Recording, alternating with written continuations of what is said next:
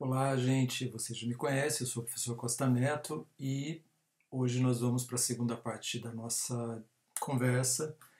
Embora eu esteja falando aqui sozinho, né, infelizmente, mas nós vamos continuar com a nossa conversa sobre a questão do discurso e principalmente o discurso na área do direito. Na nossa primeira conversa, no nosso primeiro diálogo, eu vou chamar justamente de diálogo, porque estou pensando aqui no modo como Mikhail Bakhtin, ou Mikhail Bakhtin, se você preferir, ele pensa o diálogo, que só existe quando é de um sujeito para o outro. No caso, eu estou conversando com vocês, então se trata de um diálogo. Estou fazendo esse texto para vocês.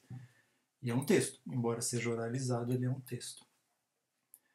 Na nossa primeira conversa, no nosso primeiro diálogo, eu falei um pouco de uma noção de discurso que era do Michel Pechet. Então, só recordando um pouquinho, eu tinha comentado que o discurso para o Michel Pechet, ele é uma estrutura que está dentro de uma situação sociocultural que ali, no livro dele, ele chama de acontecimento. Eu tentei explicar para vocês o meu ponto de vista em relação a essa leitura que o Pechet teve, o livro dele lá dos anos 1980, e não era um pensamento dos anos 80, ele já tinha pesquisado isso antes, mas esse livro que a gente viu na outra aula é dos anos 80. Hoje eu vou falar um pouco para vocês do Michel Foucault e como Foucault pensa a questão do discurso. Bom, você deve se perguntar por que você vai ver de novo Michel Foucault. Muito provavelmente você já tenha lido outras obras do Michel Foucault, ou essa aqui que nós vamos ver hoje, que é A Ordem do Discurso, em outras disciplinas. Realmente a obra do Michel Foucault ela é muito utilizada na área do direito, embora Foucault não tenha sido um pesquisador do direito, mas os textos dele são fundamentais para a gente entender o processo do direito, a prática do direito, o discurso do direito, e como se dão, na verdade, três palavrinhas mágicas aqui para o Michel Foucault, que são a palavra, o enunciado e o discurso, que são coisas diferentes. Ao longo desses encontros, ao longo das nossas conversas, e depois de passar dessa crise, a gente volta a conversar sobre isso, porque a palavra ela é muito importante no direito.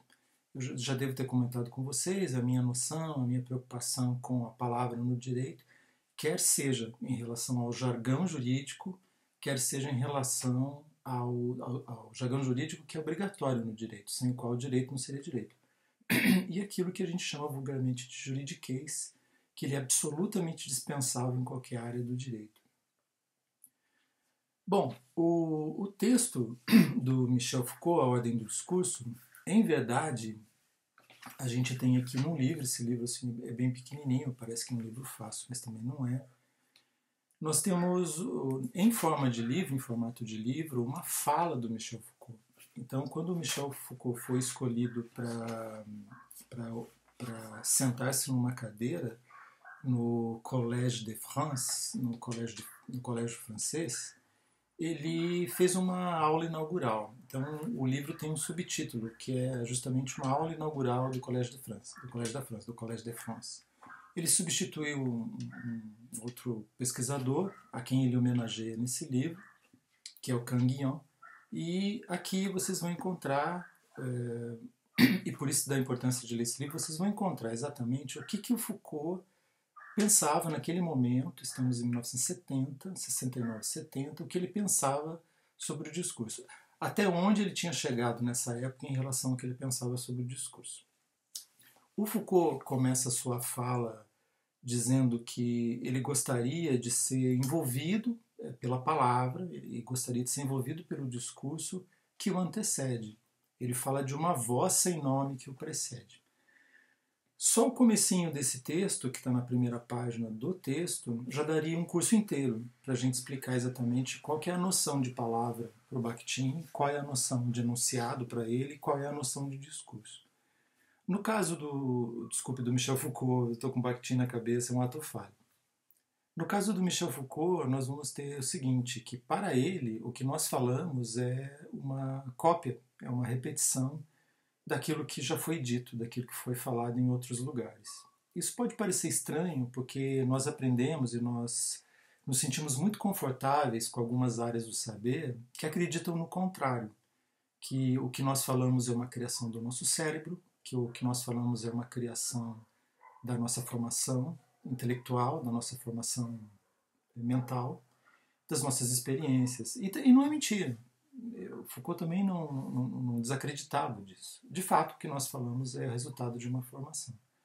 Mas o que nós falamos também é uma repetição da voz alheia. Isso vocês não vão encontrar apenas no Foucault. Há outros teóricos que, não tendo lido Foucault e tendo vivido em outras épocas, eles vão pensar também em situações similares para o discurso. Mas eu gostaria de dizer a vocês que essa ideia de que o que eu falo é o resultado de um processo, né, que me antecede, e eu estou repetindo uma voz alheia e uma voz que me antecede, é algo razoavelmente novo, tanto na linguística quanto numa área que você pode chamar de filosofia da linguagem, na própria filosofia, em outras áreas do saber. Por exemplo, a medicina, que também vai estudar as funções mentais, ou a psiquiatria, por exemplo, ou as áreas psi, se você preferir, a psicanálise, fundamentalmente. Então nós temos uma situação bastante interessante, porque de cara, de chofre, Foucault chega e diz o seguinte: o que eu vou falar aqui não é exatamente o que a minha palavra, eu vou falar a palavra do outro. E eu vou comentar com vocês por quê, qual é o motivo disso. Primeiro, porque ele acreditava nisso mesmo, o que nós falamos é uma repetição da voz alheia. E depois, é uma maneira bastante humilde e respeitosa de lidar com a voz do outro. O que nós lemos, o que nós vemos, o que nós assistimos, as experiências que nós temos, elas de fato elas têm um contato com o outro que muitas vezes nós esquecemos que ele existe na hora de nós verbalizarmos alguma coisa. Para entender isso melhor, colocando assim de um modo bastante simples e bastante humilde também, olha só, você já deve ter observado muitas vezes quando você repete a voz dos seus pais ou a voz de quem criou você. Naquele momento que você repete a voz da sua mãe, você repete a voz do seu pai ou de algum familiar, pode ser uma anedota familiar. Isso fica muito claro. E fica claro também quando você repete, por exemplo, uma anedota que você ouviu, uma piada que você ouviu, uma brincadeira que você ouviu. E também fica muito claro quando você cita um autor no seu trabalho, na sua pesquisa. Quer seja a citação, uma citação direta, quando você cita o autor e coloca aspas, e essas aspas vão ser muito importantes para outros pesquisadores, por exemplo, o Bakhtin, quer quando você utiliza o autor indiretamente. Né? E saiba você que esse autor também está citando, porventura, outros autores que lhe antecederam, que vieram antes dele. Então, é uma maneira bastante respeitosa de a gente lidar com a voz alheia. Lembrar que nós estamos sempre citando alguém, e isso, quando eu falo do Bakhtin, vai ficar mais claro para vocês, quando o Bakhtin pensa de forma assim bastante precisa e direta e bastante cautelosa também em relação a isso que nós falamos, né? De onde vem a palavra que nós falamos? Ele continua aqui dizendo que ele gostaria de ser envolvido com essa palavra, que ele é um ponto na história dessa palavra. Nunca pense a história da palavra para o Foucault assim numa linha, sabe? Esqueça qualquer alusão ou qualquer metáfora com um plano cartesiano para a gente entender o Michel Foucault. Uma outra hora, se vocês quiserem, eu falo disso de uma forma mais profunda.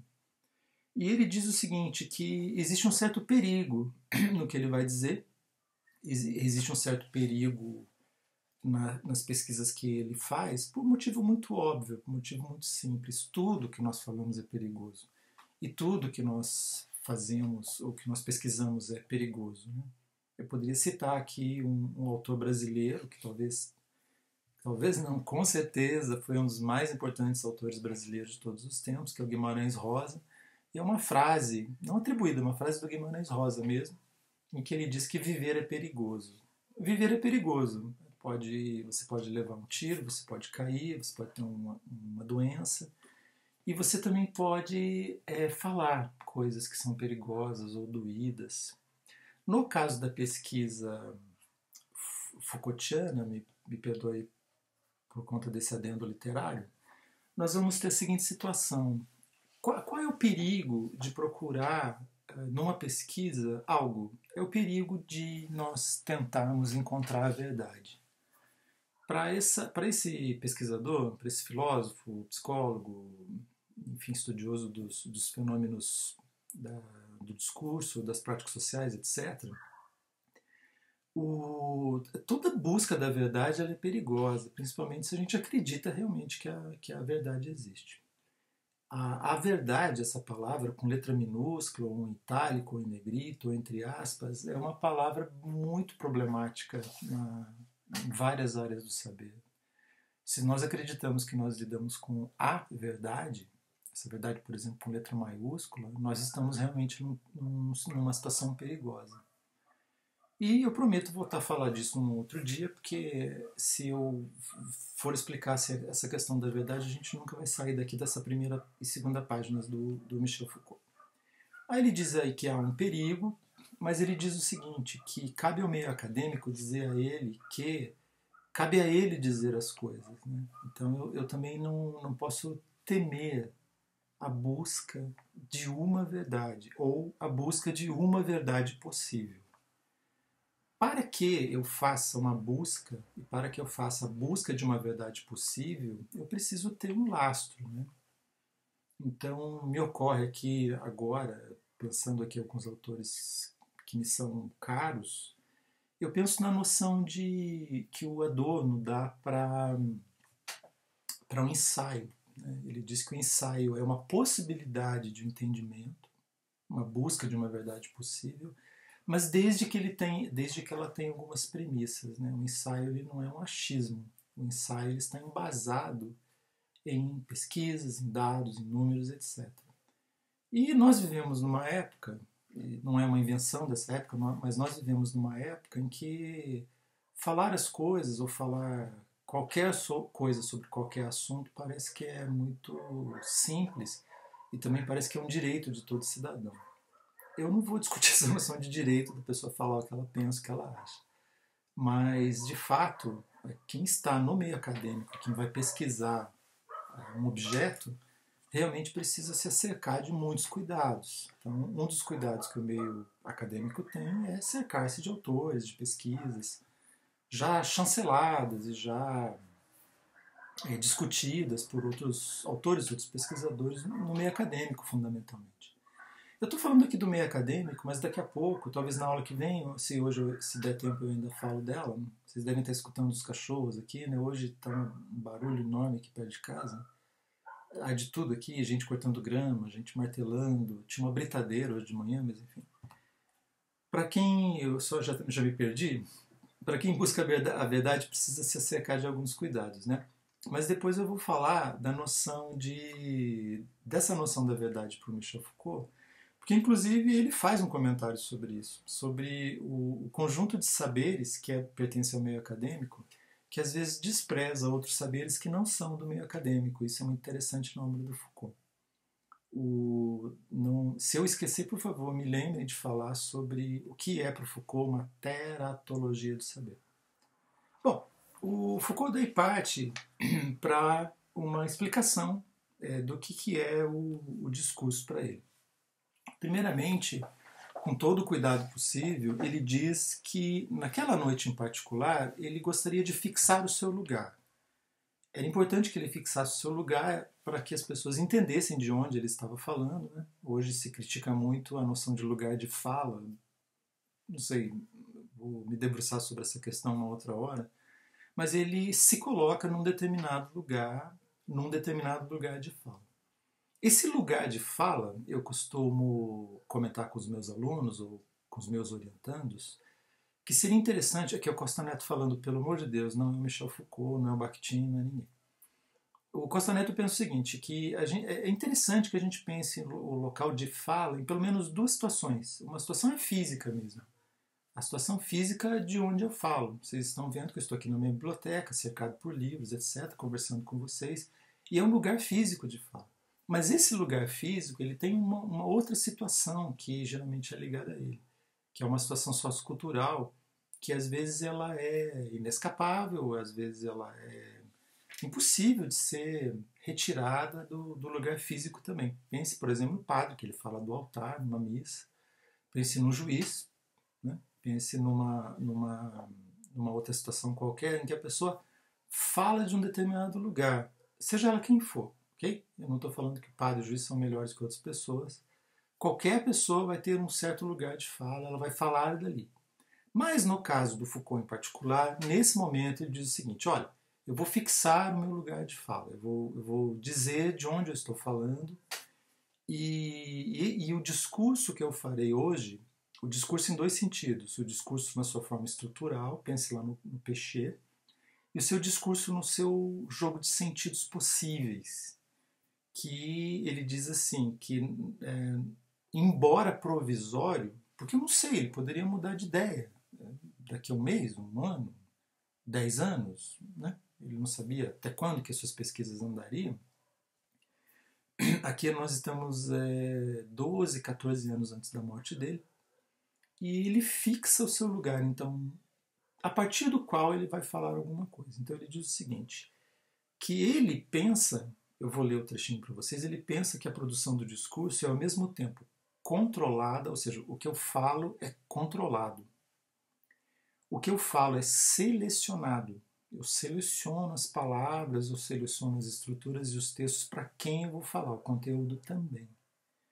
Ela é organizada e ela é redistribuída ou distribuída de acordo com um conjunto de procedimentos. Então, a primeira coisa que eu gostaria que vocês anotassem é conjunto de procedimentos. Tudo que eu falo é o resultado de um certo conjunto de procedimentos que ele vai enumerar ao longo dessa fala dele. Então nós temos a seguinte situação. Para que quem estava naquele dia na sala ouvindo Foucault, ele faz o seguinte, ele faz uma separação desses dois conjuntos de procedimentos, ou desses dois conjuntos de dispositivos que são controladores do discurso. Então ele pensa assim, bom, eu vou, sem esgotar a questão, eu vou fazer uma divisão do que para mim é o discurso. E nesse momento ele não está pensando lá no outro sujeito ou no abismo que há entre um sujeito e outro, embora ele cite isso numa parte do texto, assim, bastante pequena, mas ele faz essa citação também, essa ressalva. E ele divide então em dois procedimentos muito claros, muito fáceis também de a gente perceber no texto dele. O texto dele é assim, extremamente bem casadinho, e ele vai explicando as coisas assim, passo a passo. Hoje eu vou falar para vocês do primeiro grupo de procedimentos que o Foucault vai chamar de procedimentos de exclusão. Eu vou falar dos três primeiros, depois eu vou falar de mais dois princípios de exclusão que ele cita que fazem com que o discurso seja o que ele é. Então o Foucault pensa o seguinte, nós temos controles daquilo que a gente fala, que são controles externos ao discurso, e controles que são internos ao discurso. Hoje eu vou falar dos controles externos. Então, a primeira coisa que eu tinha pedido para vocês anotarem é o fato de ele dividir o discurso, né, como resultado de uma série de procedimentos que são dispositivos de controle do discurso, daquilo que eu falo, daquilo que você fala, daquilo que qualquer pessoa fala. O segundo ponto que eu gostaria que vocês anotassem, assim, dentro dos procedimentos de exclusão, o Foucault fala da interdição. Esse vocês podem colocar assim, número 1, letra A, por exemplo. E o que é uma interdição? Você sabe muito bem o que é uma interdição. E ele diz o seguinte, que não me cabe, não cabe a você, não cabe a ninguém, o direito de dizer qualquer coisa, o direito de você verbalizar qualquer coisa. A gente tem um conjunto infindável de elementos de exclusão que proíbem você de falar alguma coisa. Você já deve ter passado por situações assim, ou na sua formação você aprendeu isso. Por exemplo, há coisas que nós não falamos à mesa. Se você está numa mesa, se você está no jantar, no almoço, na hora do lanche, você, por exemplo, evita falar de situações, certas situações. Por exemplo, falar de fluidos corporais. Então você não fala disso. Inclusive, algumas famílias proíbem que você fale de outros assuntos, que você fale da morte, por exemplo, que você fale de doenças. As pessoas não gostam disso. Durante muito tempo, mesmo o nome de algumas doenças, como o câncer, elas foram proibidas. Mas a questão aqui, ela vai um pouco além daquilo que você não pode falar. Não cabe a mim falar sobre algo, sobre conteúdos que não são da minha área. Então, eu não posso medicar, eu não sou médico. Muitas vezes eu falo de assuntos do direito e eu sou mal visto até pelos colegas porque eu não sou advogado. Eu não posso falar de outras coisas porque eu não sei. Eu não sou estilista, eu não sou artista plástico, eu sou um professor que estuda língua, linguística, discurso. E talvez caiba a mim falar disso. Então, a mim foi dado o direito de falar sobre essas coisas porque eu fiz uma faculdade, outra, mestrado, doutorado, curso, e falo disso com certa frequência. Mas a interdição, ela é aquele mecanismo do discurso que proíbe você de falar sobre determinadas coisas, determinados assuntos, em determinados lugares. E aí ele separa esse tipo de interdição em 3 grupos. Primeiro é o tabu do objeto. A palavra tabu você vai encontrar em diversas outras áreas do saber. Eu queria citar aqui 2 autores, provavelmente vocês já tenham lido, ou já passaram por eles, ou já tiveram notícias deles, que um é, obviamente, Freud, em que ele fala de tabu, e o outro autor, que é um autor bastante importante no pensamento do século passado, que é o Lévi-Strauss, Claude Lévi-Strauss. Ambos falam de tabu, com algumas possibilidades de fazer uma ponte entre eles, às vezes se distanciando bastante. Mas o tabu do objeto é aquilo que não me cabe falar. Né? Seja um tabu religioso, seja um tabu moral, seja um tabu das práticas sociais cotidianas, eu não falo por isso. Eu sei o que é, eu conheço o que é, mas aquilo é um tabu. Então não cabe a mim falar sobre determinados assuntos e usar determinadas palavras. O segundo aspecto que o Foucault traz é o ritual da circunstância. Cada situação que a gente vive, no nosso cotidiano, nós temos um certo ritual. Então, quando você chega à sala de aula, você senta na sua carteira, o professor geralmente fica na frente da sala. Isso é uma tradição que vem pelo menos da Idade Média. Outro dia, se vocês quiserem, eu falo para vocês sobre a história do ensino, mas não é o objetivo de hoje. E há uma relação entre o aluno e o professor. Embora a relação de alunos e professores ela tenha mudado radicalmente nas 2 últimas décadas, ela ainda persiste, ela ainda existe. O professor é o sujeito que está ali na frente, que estudou e que tem uma série de títulos ou titulações, e o aluno tem uma certa relação com ele.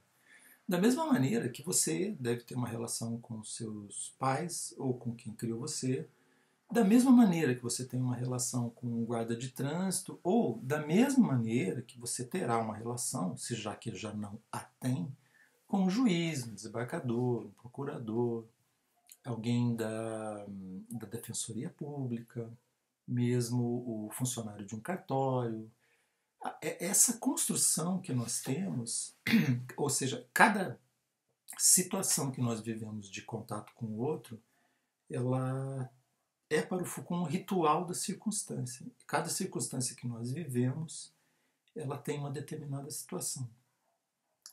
Antes de falar da terceira, eu gostaria que você encaixasse isso na área do direito e percebesse, você pode me explicar isso depois você mesmo, em cada área da atuação de vocês.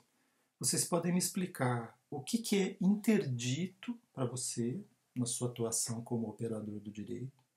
E você pode também me explicar, você pode contar e contar para a sua turma como funcionam os seus rituais das circunstâncias, seja com o seu chefe, seja com o seu colega, que também é operador do direito, seja com uma pessoa que, eu vou usar uma palavra horrível aqui, que é subalterno no escritório, aquela que serve o café, que atende a porta, que atende o telefone, seja com um desembargador, seja com um deputado, seja com o presidente da República, seja com um membro do STF ou do STJ. Todas essas situações são rituais da circunstância e todas elas têm interdições. Eu não posso falar o que eu quiser na frente dessas pessoas, embora muitas vezes eu quisesse falar e eu quisesse verbalizar. Isso já aconteceu comigo, deve ter acontecido com você também. O terceiro ponto, que para o Foucault é uma interdição, faz parte das interdições externas ao discurso, é o direito privilegiado da pessoa que fala. Então, cada sujeito na sociedade tem o direito privilegiado de falar alguma coisa. Eu vou botar o exemplo da sua mãe, do seu pai, da sua tia, da sua prima, ou daquela tia que você tem, que porventura fala alguma coisa porque se sente no direito de dizer. Mas algumas pessoas, elas têm um direito de dizer coisas para você que outras não têm.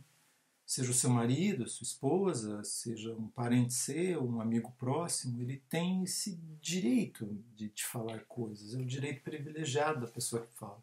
Isso no nosso cotidiano. Mas vamos pensar em situações mais complexas, em que alguns profissionais das áreas do saber, essas áreas que a gente divide em caixinhas, e que para o Foucault formam uma taxonomia ou taxonomia do saber, porque o saber é dividido em caixinhas, assim, engavetadas. E outro dia eu falo disso para vocês, das vantagens e das desvantagens de trabalhar com esse tipo de saber com que nós trabalhamos. Alguns profissionais que podem lhe dizer a mim, dizer a outras pessoas aquilo que ele acha, aquilo que ele pensa, ou verbalizar determinados enunciados, determinados discursos sobre aquilo que ele estudou. Então, eu imagino que você já deva ter pensado no seu médico. O médico é um dos poucos profissionais que ele pode interferir no seu corpo, ele pode abrir o seu corpo, ele pode fazer uma cirurgia no seu corpo, ele pode interferir de modo dramático no seu corpo. Ele pode decidir, por exemplo, extirpar um órgão do seu corpo, cortar uma perna, ou mudar o seu coração. Ele pode também te indicar uma medicação. E, a despeito dos grandes perigos que haja nessa grande interferência, que é uma das maiores que a sociedade tem, que é a questão da interferência no corpo alheio, é o direito dele. O médico estudou para isso, ele fez um juramento, que é chamado juramento hipocrático, vocês devem saber disso muito bem. E cabe ao médico lhe dizer isso. Mas qualquer médico? Não também. Não, porque a área do direito, a área da medicina, isso não faz muito tempo. Se vocês quiserem, outro dia eu conto um pouquinho para vocês como é que foi isso, desde os médicos romanos que faziam interferências como uma pesquisa mesmo em pessoas, ou como na Idade Média se fazia isso, etc. Mas no mundo moderno, a medicina ela também foi separada em áreas. Eu não saberia dizer a vocês quantas áreas tem a medicina hoje, mas a gente pode pensar em algumas. A gente pode pensar na área cardiológica, na área pneumo, que lida com as questões ligadas ao pulmão. A gente pode pensar no médico que pode lidar com seu aparelho fonador, né, língua, garganta, etc. Um otorrino, um médico que cuida dos olhos, um oftalmo. A gente pode pensar em médico que cuida dos ossos, a gente pode pensar em médicos que cuidam do sangue.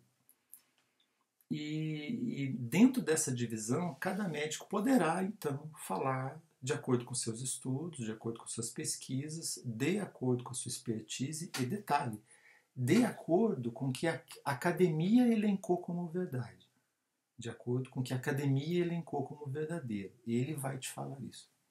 Vamos puxar a sardinha para a área do direito, que é a área de vocês. Eu acredito que todos os meus alunos aqui sejam alunos do direito. E vamos pensar no direito privilegiado do operador do direito, que ele pode falar através de uma rede muito grande discursiva, que é da área do direito. Eu já devo ter comentado com vocês em sala, comento aqui de novo, que o direito no Brasil ele tem mais ou menos umas 40 divisões.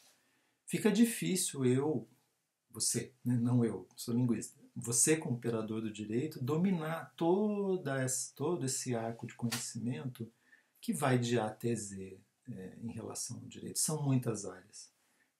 Então nós dividimos o direito em algumas áreas específicas, a penal, aquele cara ele é constitucionalista, aquele cara é penalista, aquele cara é do direito do trabalho, aquele cara é do direito, sabe Deus o quê, e é ele que vai dar a palavra final. É ele que vai lidar, preste bem atenção no que eu vou dizer, é ele que vai lidar com uma noção da verdade. É ele que vai lidar com uma noção daquilo que é verdadeiro, que o direito mostra. E o que é verdadeiro para o direito?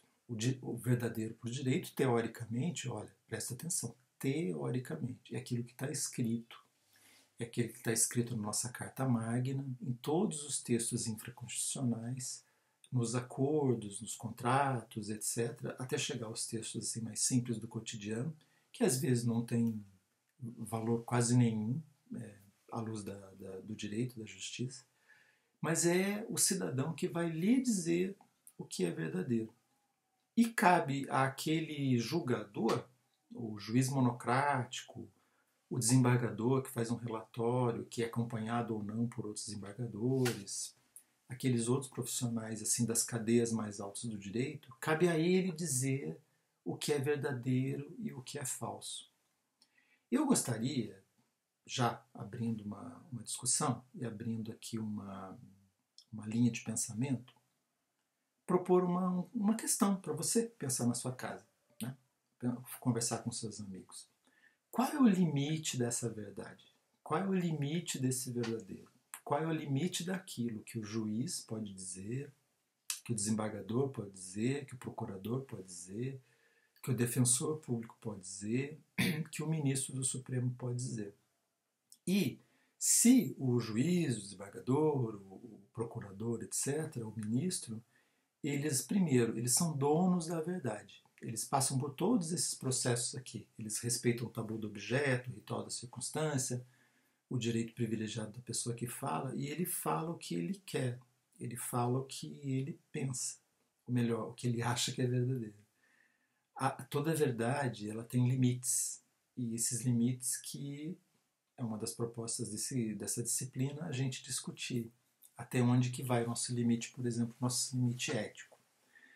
Naquele momento que o Foucault fala desses procedimentos de exclusão do discurso, esses procedimentos ou esses dispositivos que fazem o discurso ser o que ele é, seja o discurso médico, seja o discurso jurídico, seja o discurso do linguista, seja o discurso do padre, do pastor, seja o discurso de um Ialorixá, seja o discurso do imã no islamismo, que é dono da verdade também, de uma certa verdade, ou pelo menos de um conjunto de verdades que funciona para ele e funciona para um determinado grupo.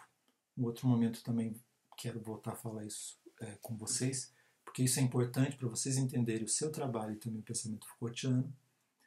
Nós vamos ter que, diante desse quadro todo, o Foucault ele dá dois exemplos sobre como é complicado lidar com a noção da verdade e que passa por esses procedimentos de exclusão.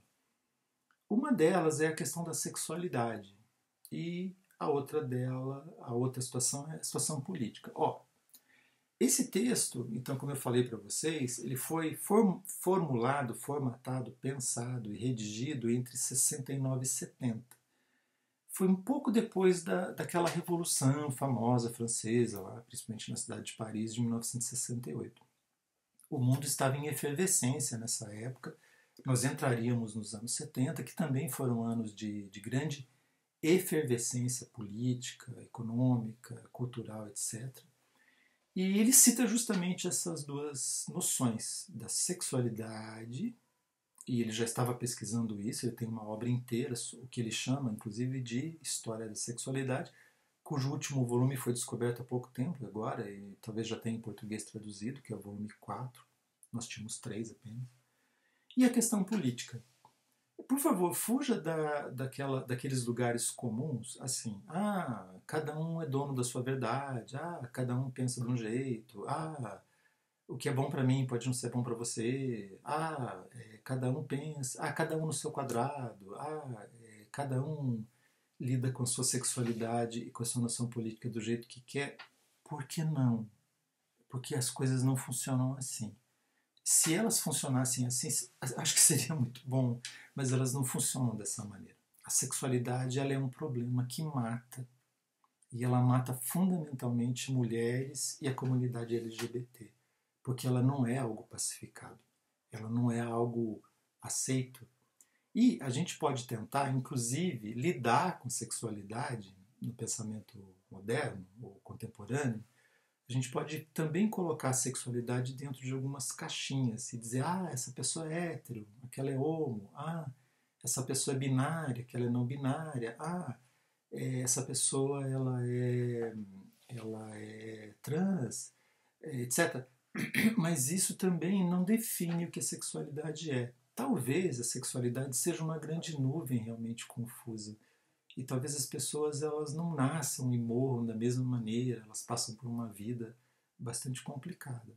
Também não é meu objetivo falar da sexualidade, mas eu só queria lembrar o seguinte: alguns temas, alguns assuntos, algumas questões, elas não são pacificadas e talvez nunca sejam. A sexualidade é uma questão bem complexa, sabe?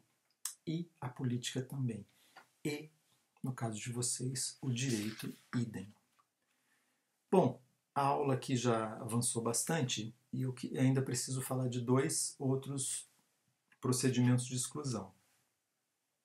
Eu vou citar aqui quais são e, se for o caso, a gente volta numa outra aula para não ficar tão cansativo para vocês. Os outros 2 procedimentos externos citados pelo Foucault são a oposição entre razão e loucura e a oposição entre justamente o verdadeiro e o falso. Vocês devem saber que uma das obras capitais do Foucault, uma das obras mais densas do Michel Foucault é justamente História da Loucura. O Foucault faz um estudo bastante rigoroso, profundo, pesado sobre a história da loucura, sobre a noção do que é ser louco, sobre a noção do que é a loucura ao longo do tempo. E ele percebe que a noção de loucura, ela nem sempre foi a mesma, ela é uma noção móvel. Eu queria chamar a atenção disso para vocês, eu não vou fazer um resumo aqui do livro dele sobre a história da loucura. Também, estou jogando tudo para frente, vocês estão percebendo. Mas se vocês quiserem, a gente faz uma aula inteira sobre esse livro, só me pedir que eu preparo para vocês, com muito prazer. E ele percebe que a noção de loucura é diferente na Antiguidade, na Idade Média, na Idade Moderna e na Idade Contemporânea. Mas ele percebe também que da Idade Moderna para a Idade Contemporânea há uma mudança bastante dramática naquilo que a gente chama de loucura e daquilo que a gente acha que é sanidade. Há uma prevalecência, essa palavra existe? As áreas médicas, e principalmente as áreas psi, elas sobem no gosto popular, elas sobem nas academias, elas ganham um sentido muito profundo, muito forte, muito presente nas pesquisas, na noção do que é loucura, do que é sanidade, e elas atravessam outras áreas, inclusive a área do direito. E aí que chega um ponto importante para a gente pensar o Michel Foucault na área do direito. Como que as áreas médicas, principalmente a partir do século XVII, mas fundamentalmente no século XVIII, no século XIX, começo do século XX, vou esticar o prazo até hoje, como que essa noção entre loucura e sanidade ela é importante para o operador do direito. E não só o operador do direito que lida com um sujeito que é considerado com problemas mentais, por exemplo. Quem quiser saber um pouco mais disso, eu aconselho a História da Loucura, livros em que ele analisa casos jurídicos. Posso colocar uma lista aqui para vocês. Vocês já devem ter lido algum livro dele que trata disso. Mas essa divisão dramática entre do lado de cá está o sujeito são e do lado de cá está o sujeito louco, ela é fundamental para a gente entender como que o direito ele fez o percurso até hoje, a partir principalmente da Revolução Francesa. Para Foucault, essa noção de loucura e sanidade, ela está intrinsecamente ligada com o afastamento do sujeito da sociedade, né? Então ele faz uma comparação muito curiosa, muito interessante, que você já deve ter ouvido nas suas áreas, talvez da área penal, das suas outras disciplinas, ou das suas outras unidades, como se prefere pensar assim. Que eu, do mesmo modo que eu afasto aquele sujeito que tem uma doença de pele muito feia, da mesma maneira que eu separo aquele sujeito que tem um problema mental muito grave e considerado irremediável, eu também vou separar o sujeito que cometeu um ato ilícito. E eu vou separar o doente, né, que tem uma doença de pele, uma doença mental, para curá-lo. E aí eu vou separar também o preso para tentar curá-lo, para ele voltar ao seio da sociedade. Um outro momento a gente discute se isso deu certo, tá bem? Eu não vou hoje falar mais disso porque eu já estou aqui no minuto 40 da minha aula. E o último procedimento externo que o Foucault trabalha, sem querer esgotar a questão, é justamente a noção do que é verdadeiro e do que é falso. Como eu falei agora há pouco para vocês, fuja daqueles lugares comuns que tratam do o verdadeiro para mim não é verdadeiro para você. Isso não vai funcionar nunca, tá? Nem numa DR, nem na prova de um professor da área do discurso, nem em lugar nenhum, nem muito menos com o juiz, né? Mas assim, quando Foucault lida com essa noção de verdadeiro e de falso, ele está pensando numa história do saber. Ele está pensando numa arqueologia do saber, né, que seria a pesquisa que vai voltar lá atrás e tentar entender por que hoje nós achamos que algo é verdadeiro e nós achamos que algo é falso. Ele vai tentar entender, por exemplo, por que nós separamos o saber em gavetinhas. Ele vai tentar entender por que nós entendemos o saber como assim 3 ou 4 grandes áreas, né? A biologia, as áreas de exatas e as áreas humanas. Né? E por que dentro de cada área nós colocamos ali um saber? E por que nós pegamos esse saber, fazemos um conjunto de enunciados sobre esse saber, esses enunciados têm algo que toca em algum ponto, tem algo similar, e eu vou colocar numa gavetinha. E naquela gavetinha eu vou chamar de física. E eu vou, dentro dessa gavetinha, puxar ali um papelzinho e vou colocar ali física mecânica. Né?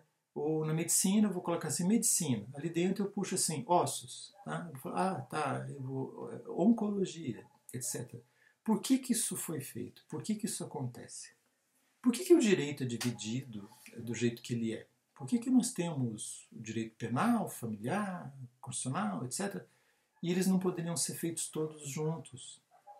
Então, assim, cada área, cada momento da história, cada situação, ela tem uma vontade da verdade, que às vezes prevalece. Né?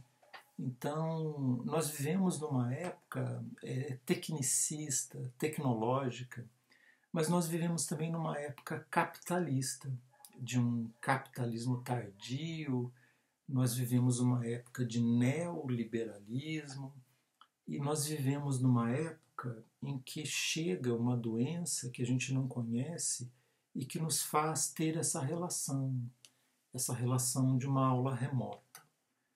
E isso, às vezes, chega para mexer com a nossa noção de verdade, vontade da verdade, vontade do saber, são coisas distintas, e com a nossa maneira de fazer como aqui a minha biblioteca. Olha, ela é separada por áreas do saber para facilitar a minha busca, para facilitar a minha procura, e para que eu vá ali até a estante, puxe um livro e diga, aqui está o Michel Pechet, aqui está o Foucault, aqui está o Bakhtin, aqui está o Deleuze, aqui estão os teóricos aqui da história, aqui estão os teóricos que eu preciso, aqui estão os textos do direito, aqui estão os textos da linguística.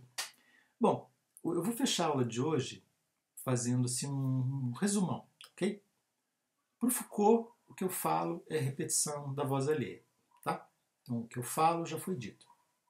Eu repito a voz de um outro. Isso você vai encontrar, por exemplo, em outros autores também. O que eu falo ele, além de não ser meu, ele é controlado por mecanismos, dispositivos de exclusão, dispositivos de controle do discurso. O que eu falo é controlado. O que eu falo é observado por outrem. O que eu falo é observado por outras pessoas. O que eu falo também é o resultado daquilo que a minha formação de consciência me fez. E o primeiro tipo de controle com o qual ele trabalha é o controle externo ao discurso. E ele faz uma divisão, ele elenca 3 tipos de controle. Um controle que ele chama de procedimentos de exclusão, que ele divide em 3: tabu do objeto, ritual da circunstância e direito privilegiado da pessoa que fala. Um segundo, que é a oposição entre aquilo que é razão e aquilo que é loucura, sanidade e loucura. E o terceiro item é o que ele fala, vou voltar a falar disso, porque esse assunto não se esgotou, não vai se esgotar nunca, que é a noção, que é a oposição que nós fazemos entre o verdadeiro e o falso. Crendo, inclusive, que o discurso ele é uma simples oposição, uma dicotomia entre o verdadeiro e o falso. Bom, agora vamos para a nossa conversa aqui de fim de aula, né? Vamos pensar assim no direito, né? De onde vêm algumas noções com as quais o direito trabalha? Por exemplo, a noção de o que é um assassinato, o que é um furto. Essas noções elas têm uma arqueologia, elas vêm de algum lugar. Essas noções elas não são tiradas do nada. E uma outra hora a gente conversa sobre isso, porque os cachorros chegaram aqui e já estão me atrapalhando bastante. Deixo um abraço para vocês e fico à disposição de vocês para tirar dúvidas por aqui, nos meus outros canais, pelo AVA também, e participe das aulas. Eu estou fazendo o possível para me aproximar de vocês, até coloquei um blazer para a gente ficar mais perto e realmente parecer que não é uma aula remota, é uma aula assim bem próxima. Sintam aí um abraço afetuoso do Costa, tá bom? Grande abraço, até a próxima.